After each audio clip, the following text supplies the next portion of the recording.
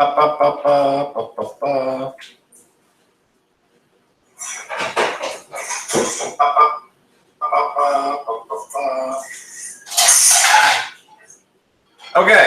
I think whatever I did worked. Can people hear me? Is there sound?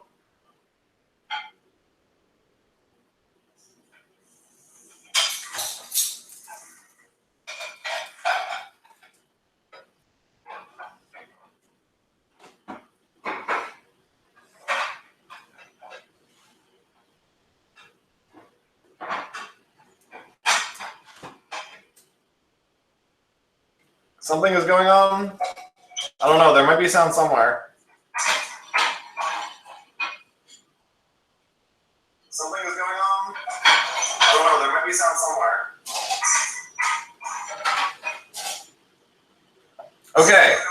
Okay. Or is everything okay? Oh my gosh. Okay. Thank goodness. I'm actually surprised this has not yet happened. So at least we got that out of the way. The echo gone. Echo should be gone in a second. That's because I had the sound up on the computer. Okay. So we had Bunny. We had a little bit of close-up of my torso. Let's talk about stuff. Okay, so first of all, Project 2 is over. The Project 2 late will come up shortly. Project 3 will go out today, but I'll give you guys a little bit longer for it. Instead of just, making it due right away. We also have review next class, exam on Monday, both of which I think will be in person. I'll make a final announcement about that coming up, but that's what I suspect. So check your email sometime Tuesday. I will let you know what the plan is. Cool, so let's remember that there was a reading assigned last class. So check that out, whatever it was. I don't really remember, but some of it might be on the test. It is a fair game for testing. Does anyone have the link for that? Because I lost it. Yep, there was. It was a blog post. Does anyone have the blog post that got assigned last class?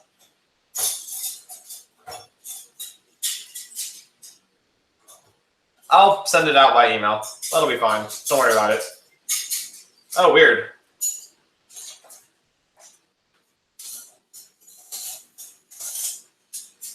Whatever. I will email it out just so everyone has it. Okay, cool. So, we are going to finish up our neural network stuff, and we're going to learn one or two interesting machine learning techniques, and then we'll talk about what's going to be on the exam, so you guys can come in with questions next class. So, what we talked about last class was we were going through the history of neural networks. I believe we... So we started here in the perceptron algorithm, back when people were like, hey, a linear classifier is great. That sounds really cool.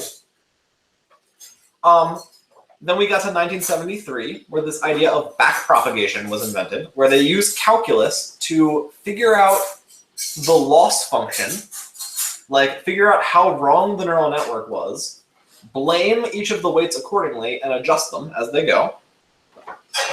And then in 1988, we built this thing called the in 1982, we built something called the Hopfield network, which is this, I'm not sure what the background is. The Hopfield network is this fully connected network that you can use to recover inputs. Like if you have a corrupted string, Hopfield networks will bring back the corrupted string or repair it. And then today we're going to talk about the long short-term memory, which is one of the dumbest algorithm names. If any of you guys ever name an algorithm something like the long short-term memory, I will glare at you angrily. And then we're going to talk about the modern convolutional network, basically, which is the thing we use for pretty much everything. All right. So here we go. So one of the problems of neural networks is they don't have a very good sense of time. So what we have done, so what you can do, actually, let me switch this real fast. Basically, if there is time series data, the neural network has trouble understanding that things like relate to each other, that like time t minus 1 relates to time t, and so on and so forth. So to fix that, we can wrong place. Boop. We can make what's called a recurrent neural network. So if we look at this, this is a very basic recurrent neural network. Oh wait, this is not the right window. This is a totally different thing. Don't look at this. Look over here. Now back to me. Now back to the neural network. Okay, this is a very basic neural network. A very basic recurrence in a neural network. We have an input. It goes into some node, and the node links to itself. This basically means it's going to self-propagate every time step. So the network we learned about last class, which was the Hopfield network, also had this property, where it had a loop. So kind of cool. If you want to unroll this over time, it really just looks like this. So you can pretend that, you know, at time t equals 2, this network looks like this plus this plus this. Is this clear to people, or is this completely bonkers? So when you have a loop, every time step, A is going to update itself and then push its activation out to H. So we can pretend this is like this time series thing. And the kind of cool thing about this is it is really good for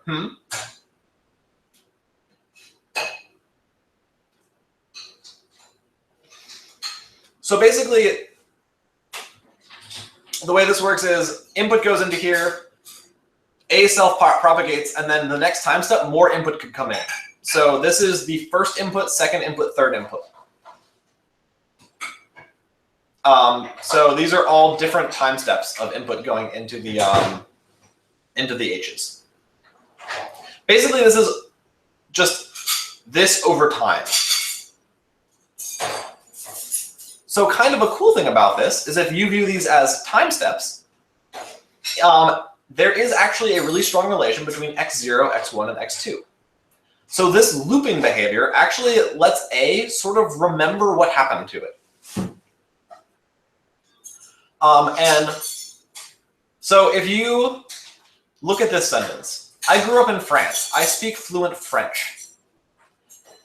If this word is missing, you can fill in this word based on the context before it. Specifically, grew up, France, I speak fluent French. There is a temporal dependency here. However,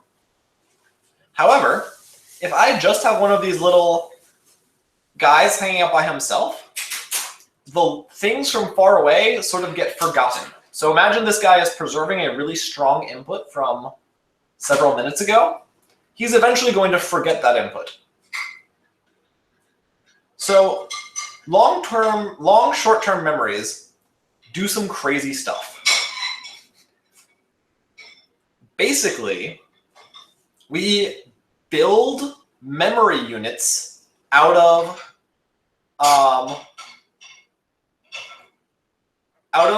other nodes. So these are all different kinds of nodes. These guys have the sigmoid activation function. These guys have tanh as their activation function. These guys have linear activation functions. We basically build a network out of these things called memory units. Don't worry about the details of these, but the gist is this one says what its signal is. One of the other nodes decides whether or not to forget something. And a couple of the other ones keep spinning that signal around and keep it alive.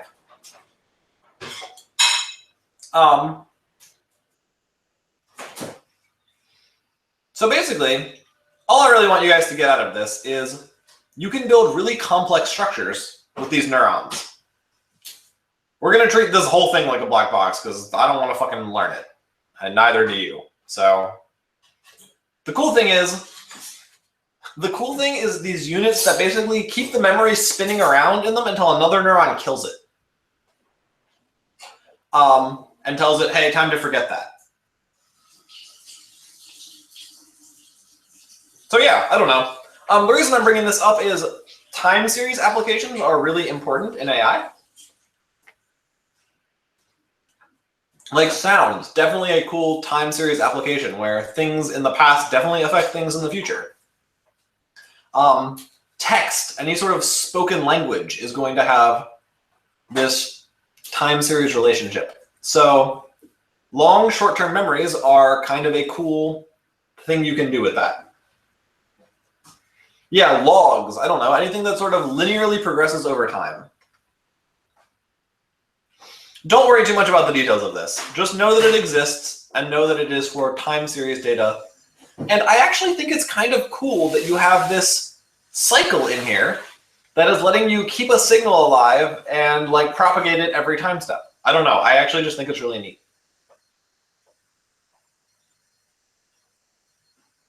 Okay. And now our feature presentation. This is, to me, the coolest of all of these. So in a backpropagation network, typically we have some image. This is our image. And each pixel on the image corresponds to a node.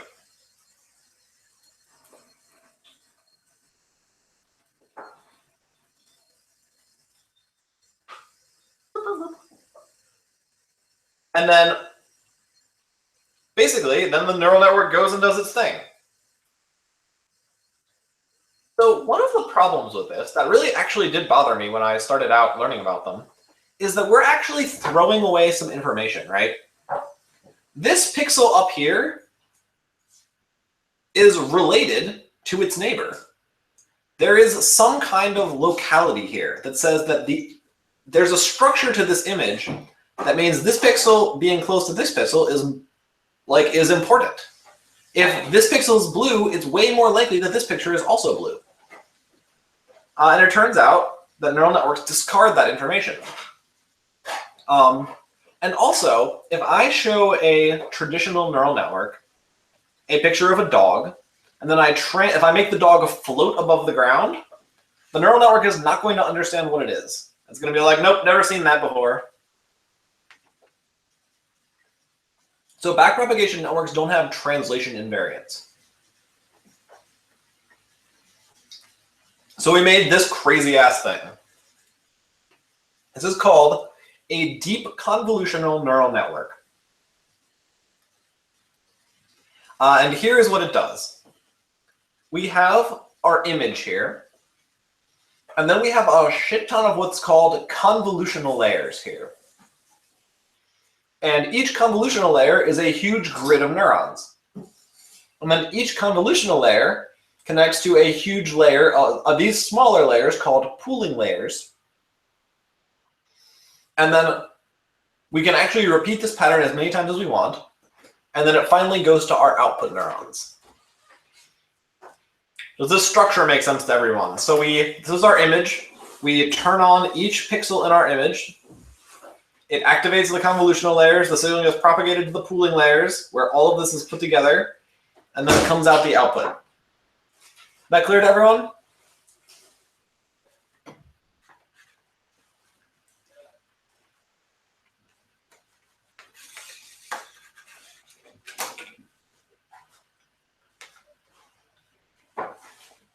Why it sort of, we'll talk about it in a second.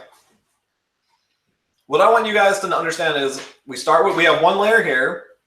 We have a ton of other layers that are huge and another bunch of grid of layers.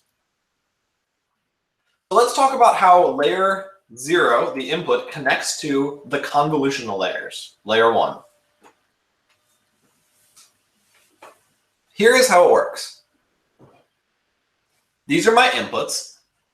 Each input connects to one little bitty layer or one little bitty neuron in the first hidden layer. So this is this guy and the first one of these. So this is one convolutional layer and the input. So basically all of these have some activation and they all contribute to whether this guy is on or off. So this 5x5 grid decides whether this guy is on or off. This make sense to everyone?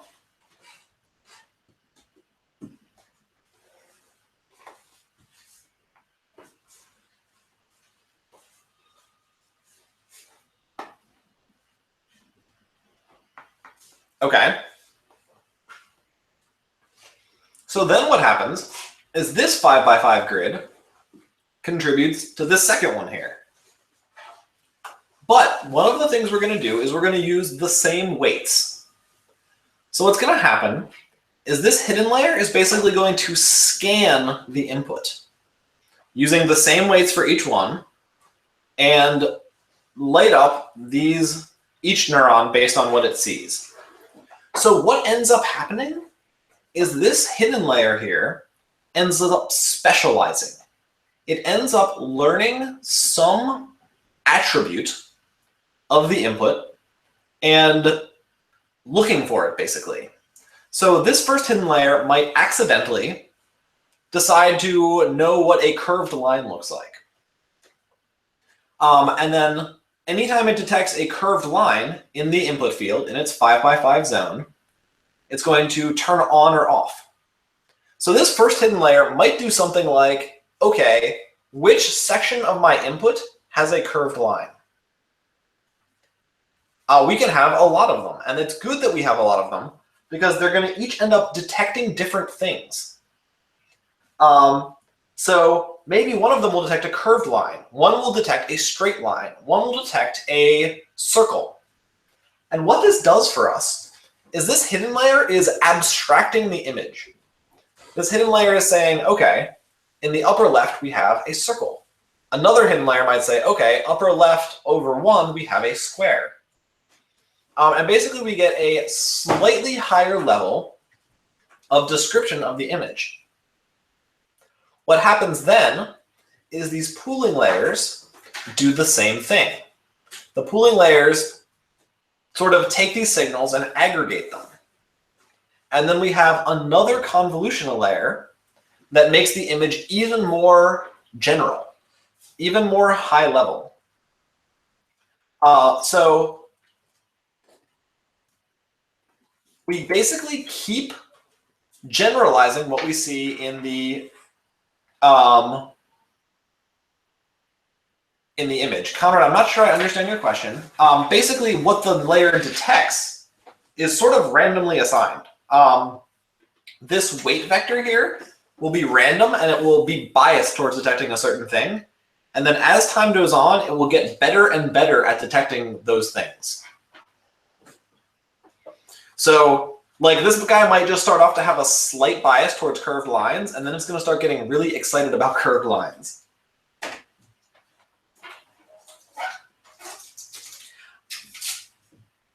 Yeah, okay.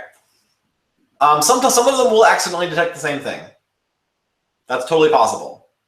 We're going to be training this just like a backpropagation network, though. So anything that doesn't really contribute to us understanding what the image is will basically be changed. So anything that, yeah, it's actually just unlikely that it will be redundant. It is unlikely that two of them will detect the same thing. So if we look at handwriting data, these are different things that the convolutional layers will get really excited about.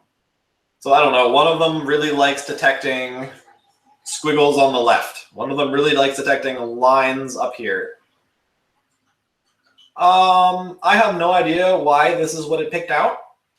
And obviously these are not the features a human would pick out, but apparently it is what it thought was important.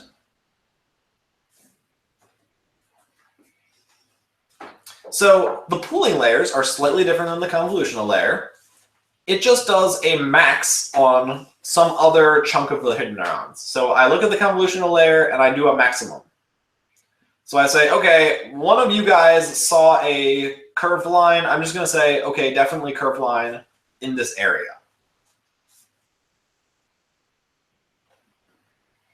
We're not creating every possible combination.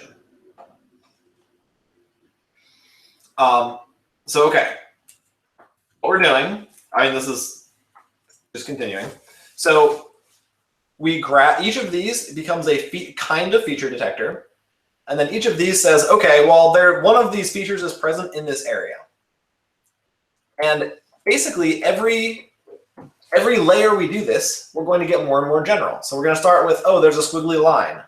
And then we're going to say, oh, there's a bunch of squiggly lines in this kind of pattern. And then we're going to detect higher and higher level until we start detecting things like, that's a dog. Like, if you think about it, a dog is made up of some set of kinds of squiggly lines. So if you make these convolutional layers enough times, you're basically going to get a pretty good representation of what can make up a dog. Like, oh, squiggly line here, curved line there, and so on and so forth.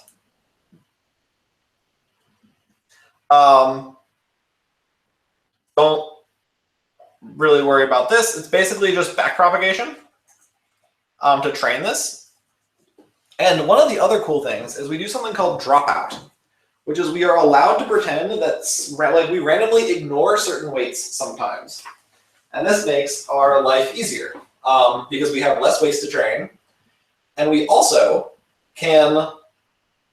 we actually avoid overfitting this way because a lot of the weights just stay the same. All right, anyone have any questions? So we basically have this crazy convolutional pooling system that iterates over the image in general, like learns little features. And then we alternate pooling the convolutional layers until we have some really, really high level description of the image that we can say, that's a cat, that's a dog.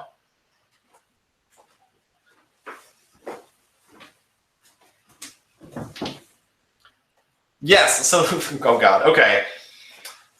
So yeah, the convolutional layer might say that is a woman's breast, or that is a penis. And that could be important in deciding whether or not something is nude. And unfortunately, I'm going to keep using this as an example because it's kind of interesting. One of the cool things is there are what's called model zoos, like zoos for animals, where you can download pre-trained convolutional neural networks. And like one of them was trained with a ton of Flickr images. And actually, look, Rachel, that's like the highlight of my career so far is detecting really, really good nudes. It's kind of bad. That's very embarrassing. You can just download random neural networks that are already trained, and they're really good. So let's freak out about how good these things are real fast. No, I did not detect good versus bad nudes. I detected nude versus not nude. Thank you. So first of all, and we'll actually talk about how the nude detection project worked in a second, but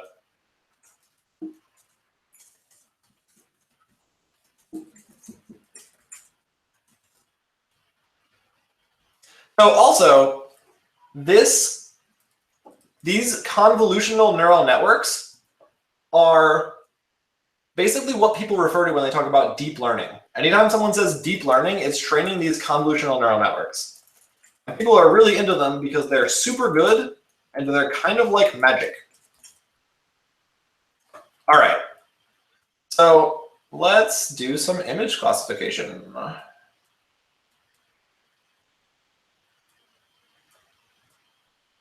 All right, let's find an image to classify. I'm going to share my whole screen, which is very dangerous. We got some infinite recursion going on over there. Cat. Whoa. It's not even, it's okay. We don't want this. This is bad. Stop. Stop, stop, stop. Not better. Okay, we're going to find a picture to classify. All right, sold. Cat scared of a zucchini. Check. Boom. Downloaded.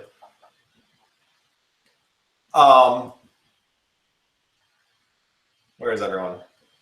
I lost you guys. There we go.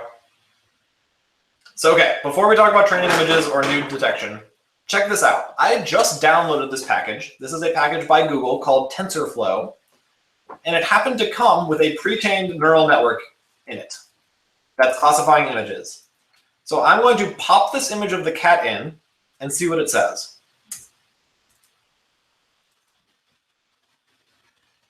It's downloading Inception, which is a little bit terrifying.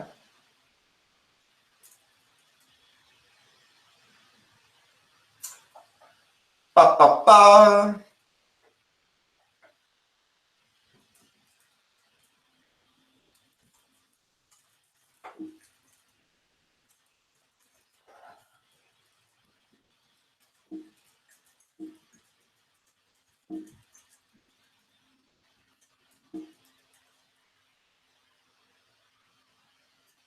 So, okay, here's what it says.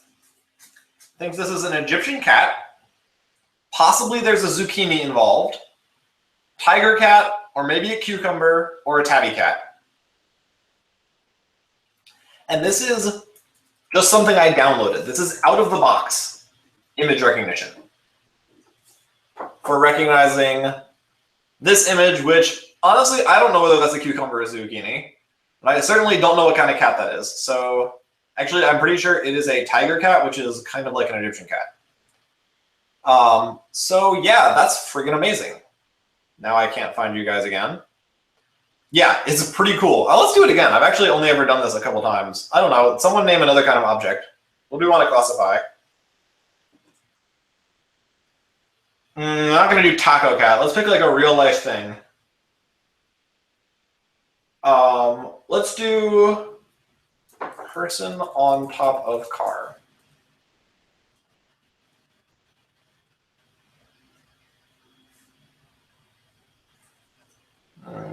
Yep, this is exactly the picture I wanted.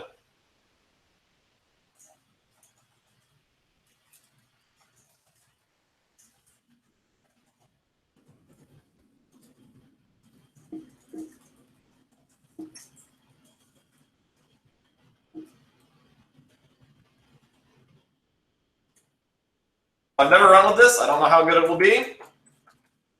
Let's find out. Putting on the edge.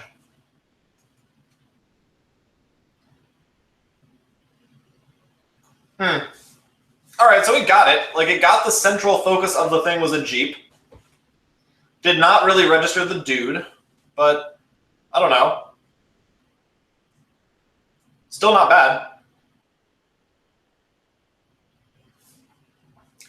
Cool. So that's kind of cool.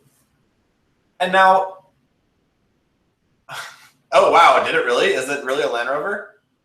Well, so these are probabilities. So it's saying it's a 93% Land Rover, 0% limo, 0% car wheel, 0% half rack, 0% mountain bike. So it hit it pretty hard.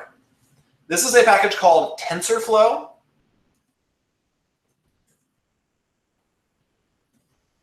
You can get this kind of thing anywhere. Like, this is such an easy network to download. So here's the cool thing.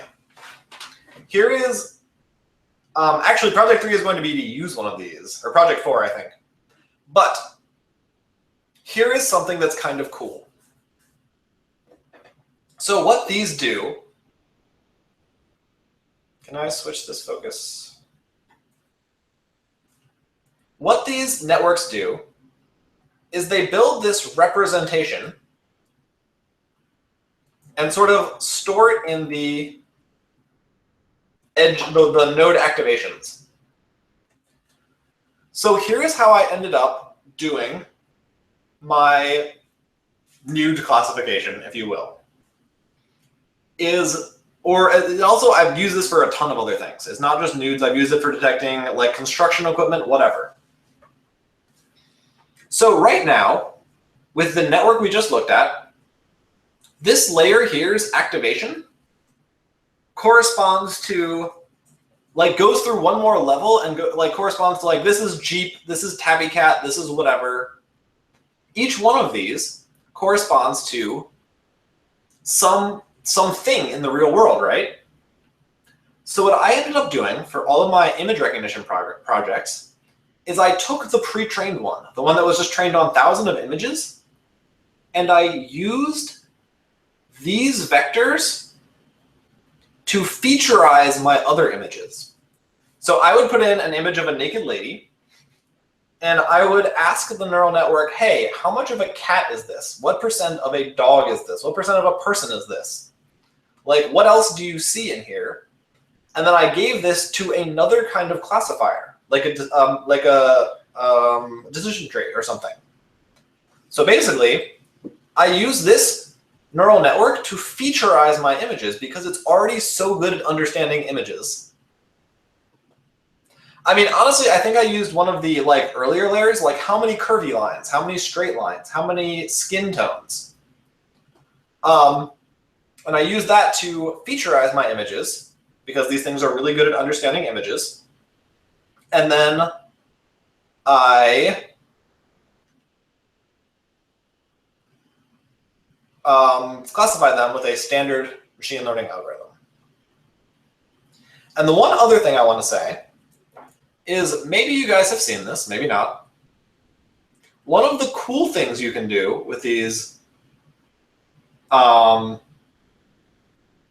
networks is you can actually stop them halfway through, basically.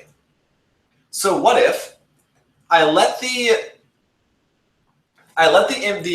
neural network build the convolutional layer, and then I say, okay, given this convolutional layer, what kind of image do you expect?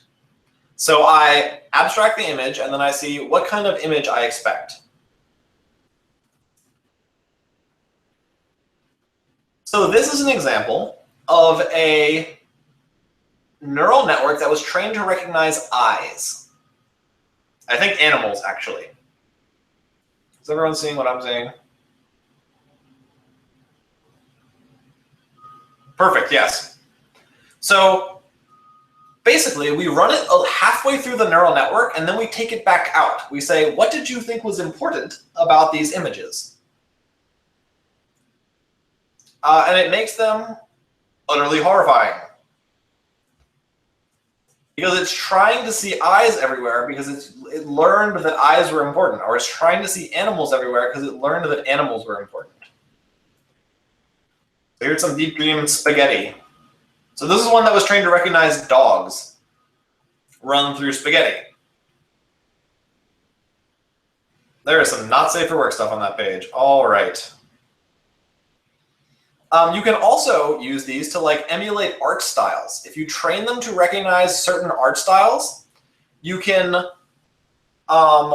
pass images through. Oh, we can't see any of it? No.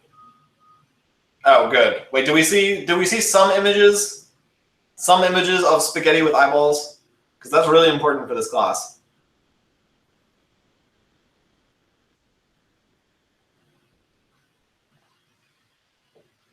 No images? Oh, God. Just my face. How useless. All right, we're trying this again. Do we see spaghetti with eyeballs now? Spaghetti. Spaghetti with eyeballs. This is what happens when you train a neural network to recognize dogs, and then you say, hey, show me some spaghetti. Yeah, I don't know why, but we certainly can do that. Look, it's so good at recognizing dogs. Look at all these dogs. Look at this goat. So good. So this is kind of like, you know how people see faces everywhere? That's because we're optimized to see faces. This thing is optimized to see eyeballs, so it sees eyeballs and animals everywhere. That's horrifying. All right. Cool. Don't throw up anywhere, please. Okay, so here's the deal. Long short-term memories are good at recognizing time sequences. We make these clever constructions of nodes that remember things and use them as units. Convolutional neural networks have these certain features, and then those are pooled together and then basically generalized so they recognize certain combinations of features.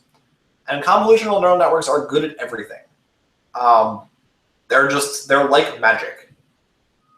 Anytime someone says they work in deep learning, they are taking convolutional neural networks and sticking them on new problems.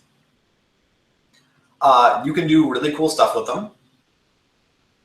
Yes, you actually can train them to understand what part of the picture is what. They're extremely powerful. So next class, we're going to do a review for the exam. I will post a list of topics beforehand and a project tonight. And then you can have questions for me on Wednesday about the exam stuff. And then Monday, we're going to do the test in class. Close notes. And I won't post a review guide, but I will post a summary of what I expect you guys to know.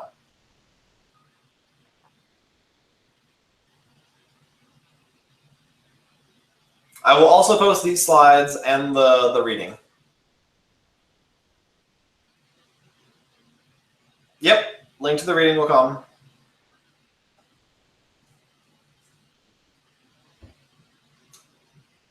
The exam won't be too math heavy. I will warn you about all math that will be on it. I will tell you every formula you need to know. Also, I'm not a huge fan of memorization, so I'm never going to be like, what's the formula for this? Gotcha.